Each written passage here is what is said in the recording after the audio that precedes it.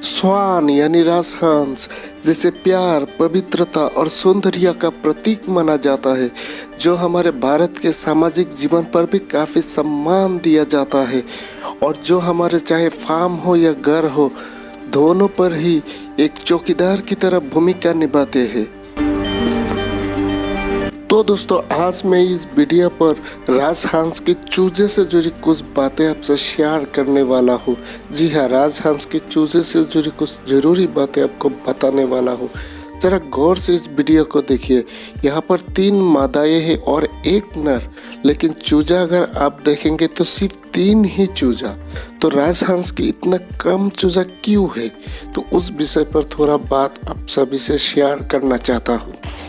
तो सबसे पहले मैं आप सभी को ये बताना चाहता हूँ कि हमारे भारत की पोल्ट्री मार्केट पर राजहंस का काफ़ी डिमांड है, लेकिन राजहंस का जो सप्लाई है वो बहुत ही कम है, जिस वजह से इसका दाम बहुत ही ज़्यादा ऊपर होता है।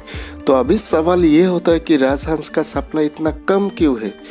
तो दोस्तों, राजहंस के प्रोडक्शन कम होने का बहुत सारे कारण हो सकते हैं, लेकिन जो सबसे अहम बात ये है कि राजहंस जो है जो अंडे देने में बहुत ही ज़्यादा पीछे है। जी हाँ दोस्तों, 10, 12 या 15 या ज़्यादा से ज़्यादा 20 अंडे पूरे साल भर में देती है। तो अभी और एक दिक्कत होती है, मान लीजिए एक राजहंस साल भर में 20 अंडे देती है, लेकिन वो 20 अंडे 20 दिन में ऐसे रेगुलरिटी के हिसाब से नहीं देगी। वो एक अंडे देने के बाद 20 में 2 या 3 दिन का भी गैप ले लेती है। तो इससे क्या होता है कि सिर्फ 20 अंडे देने के लिए राजहंस को 30 या 40 दिन टाइम लग सकता है। तो इतना दिन तो हम अंडे को स्टोर नहीं कर सकते, क्योंकि एक्सपर्ट लोग ये कहते हैं कि अगर हमें अच्छा हैचिंग रिजल्ट चाहिए तो हमें ज़्यादा से ज़्यादा 7 या 8 दिन के अंदर ही अंडे को हैच करवाना होगा, नहीं तो वहाँ पर और चूजे निकल भी सकते हैं या ना निकले, मतलब 50-50 का हो जाता है। और जैसे ही ये जो गैप है ये बढ़ता जाएगा, उतना ही ज़्यादा रिस्क होता जाएगा। तो मान लीजिए हमने 20 अंडे ने राजहंस ने दिए थे, तो हमने वहाँ से 10 अंडे ताज़े 10 अंडे ही हैचिंग मशीन पे डाल दिया। तो 10 मशीन निकलते हैं, मान लीजिए 8 चूजे निकलते हैं, उसके बाद भी 1-2 चूजे मर जाता है। तो ऐसे करके इसका जो प्रोडक्शन है वो बहुत ही नीचे चले आता है, यानी बहुत ही कम हो जाते हैं, जिस वजह से इसका सप्लाई बहुत ही कम है। लेकिन डिमांड काफ़ी ज़्यादा है, क्योंकि बहुत सारे लोग अपने शौक के लिए ये राजहंस को अपने घर में रखते हैं। इसके अलावा इसमें काफ़ी ज़्यादा मीट भी निकलता है, इसके अंडे भी बहुत बड़ा साइज का होता है। तो इन्हीं सारे वजह से इसका जो दाम है वो बहुत ज़्यादा ऊपर चला गया और इसका प्रोडक्शन जो है वो थोड़ा थोड़ा नीचे करके चला ही गया।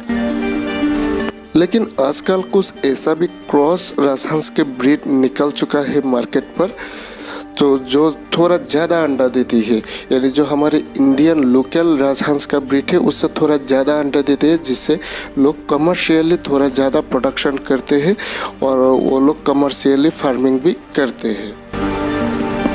तो दोस्तों, राजहंस के अंडे निकलने के लिए भी हैचिंग पीरियड सेम ही है, यानी 28 दिन का। तो उसके बाद थोड़ा केयर करना पड़ता है, खास करके ठंड से चूजों को बचाना चाहिए, नहीं तो आपके ठंड के बारे चूजे मर भी सकता है।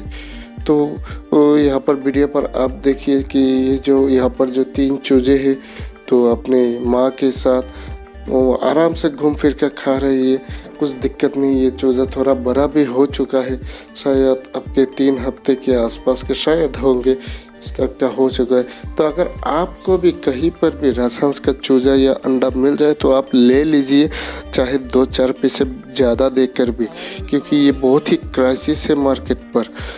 तो आज के लिए इतना ही। थैंक यू, धन्यवाद।